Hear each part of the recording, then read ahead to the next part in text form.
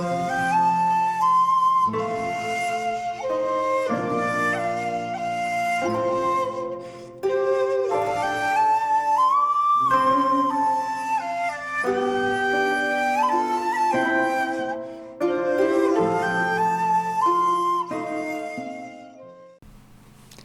there, this is Solitary Ronin from Solitary Ronin Films, and welcome to another episode of In the Frame. Today I'm going to talk about Hanzo the Razor Trilogy. 3 films starring Shintaro Katsu, who was famous as Zaitochi, the blind swordsman. Here he plays a petty officer who's sick of corruption and wants to rid Edo of corrupt bureaucrats, crimes involving the treasury, devaluing currency, so samurais are poor and have to turn to crime to actually feed themselves. But the way he does this is through swordplay and also raping female suspects, witnesses, monks, ghosts, because he has a massive purple-headed warrior, and through pure ecstasy they'll tell him anything. Honestly, I'm not making this up. I guess these would count as pink films. They're not that explicit, really, but obviously there are issues with his methods of interrogation, shall we say. This is a Eureka DVD set. The films aren't available in Blu-ray in this country, I believe, and you can probably imagine why they might never be. But this is a really nice DVD set with a nice synopsis. There's no real extras apart from trailers, but each of them have a booklet containing an essay by Tom Mes, who is obviously will be known to those of us who buy lots of third window releases, etc. But it's a really nice set. And the films themselves, apart from the massive elephant in the room, or the massive wang-shaped elephant in the room, they are lots of fun as crime procedurals set in they're kind of set in the days where the West is kind of almost encroaching Japan, obviously bringing cannons and guns compared to the Japanese sword and bow, for example. So we get Sword of Justice, the Snare, and Who's Got the Gold. Now part 2 and 3 were written by one of my new favourite directors, Yasuo Masamura, and episode 2 was directed by Masamura. We'll get to that in a second. So the first film from 1972 is Hanzo the Razor Sword of Justice, or the official Fang. So again, he's a little bit fed up with the corruption. We open with these officers taking an oath, and then Hanzo refuses because, the head or their boss, which he nicknames Snake, which riles the boss up, takes bribes and turns the other, turns a blind eye to what's going on, whereas Hanzo is pure in his way the world should work, apart from obviously raping the women. And as we know, Japan's attitude to women hasn't been great over the years. Japan does have one of the lowest reported rape rates, but that's because a small number of them are actually reported.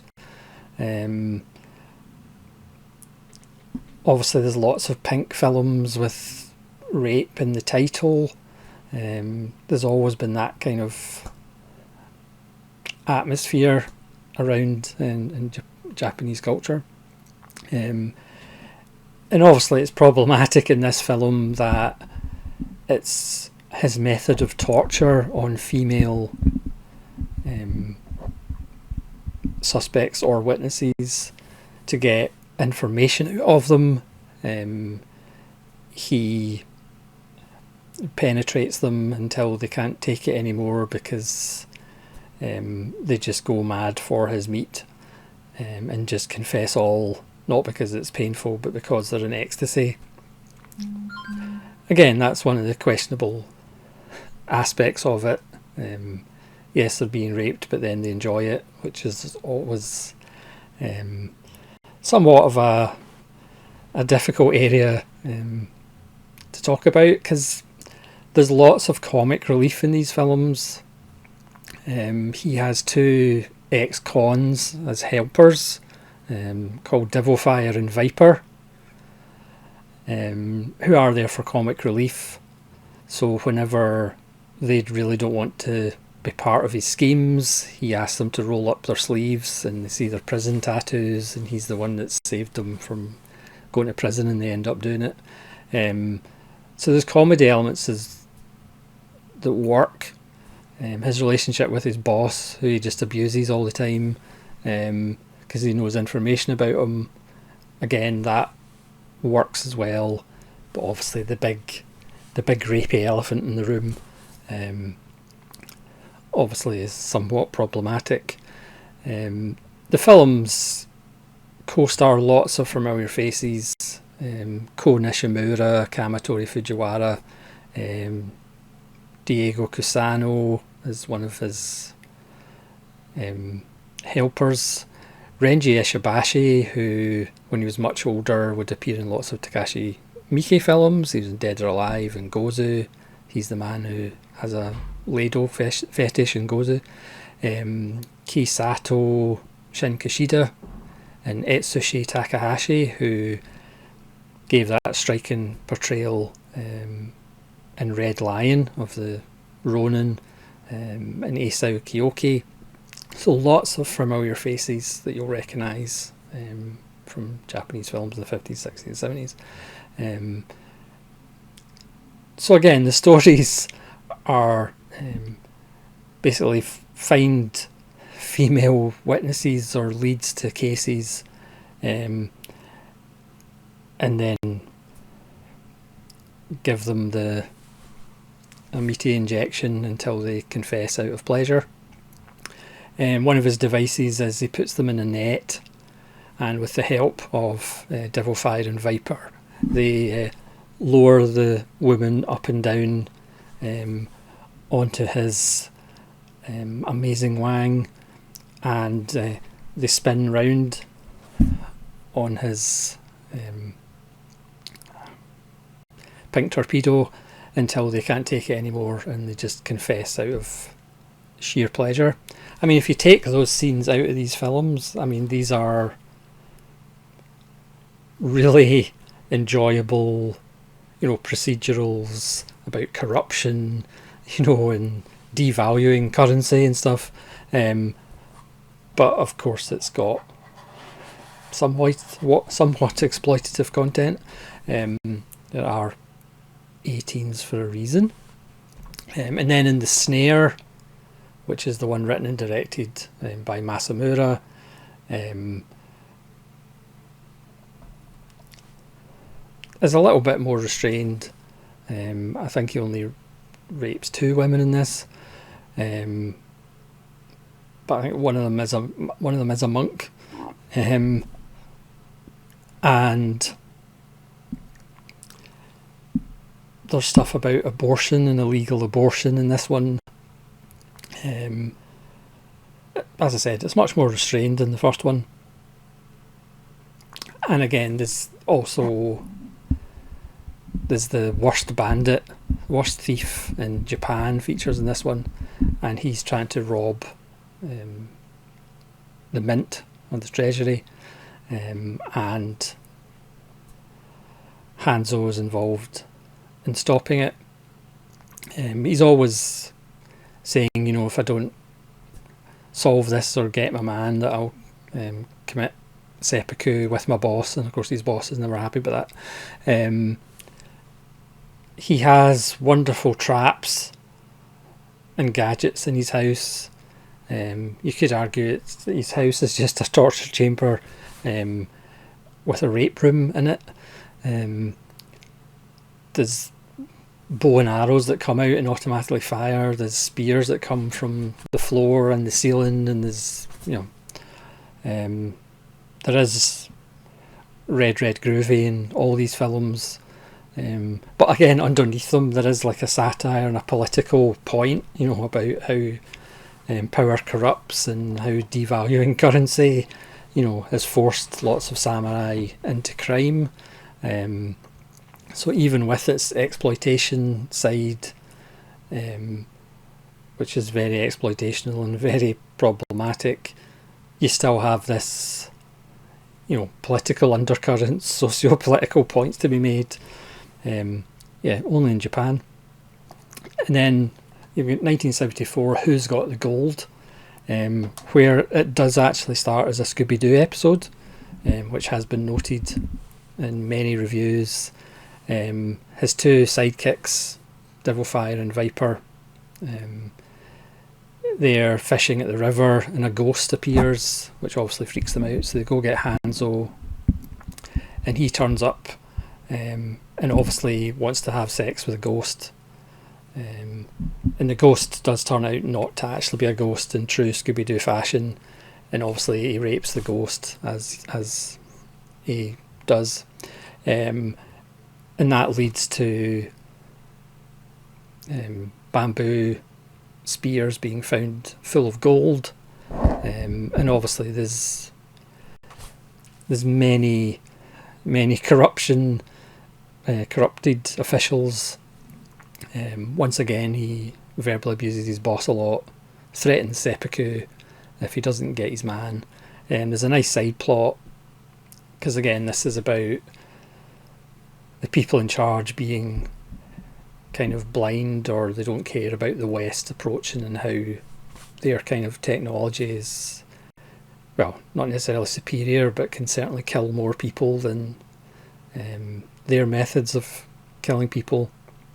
For example, Hanzo would have to put his tools to work into a lot of people in a battlefield to kill them, or distract them. So there's a doctor, an ex-doctor of the person in charge who's dying, who's only got a month to live, and he's been warning the boss about, you really need to prepare better weapons, or Japan is just going to become a colony of a country. But he's sent to prison, even though Hanzo keeps him in his attic, to let him build a cannon made of copper to actually show the guy in charge what the damage could be done. So it becomes part of that, part of a investigation into corruption. Again, Who's Got the Gold, you could argue, is the best film because it's got a lot less of the problematic stuff in it. But all four of the films are really enjoyable. Obviously, if you don't think of his method of torture, it's a wonderful performance by Shintaro Katsu, who's obviously used to being in films of series, because obviously Zatoichi had lots of parts to it. Again, lots of familiar faces. his methods of torturing himself, which he does, is kind of kneeling with lots of concrete blocks being put on him, or he literally beats his meat. He has a wooden block with a template of his enormous wang, and he literally beats it with a stick. And he also has a barrel full of warm rice, which he inserts himself into. As a training method, of course. He also has knuckle dusters, and every morning he punches the head of stone Buddha statues. Because he's got a training regime, obviously, to keep in shape for all the torturing he needs to do and interrogations. But bizarrely, Who's Got the Gold does actually have a kind of heartwarming side as well. I think in the second film he shows his endearing side by helping a couple of kids who are trying to kill their father because he's dying, and they're having obviously trouble staying in their house because he's dying. So Hanzo helps them out of that situation in a lovely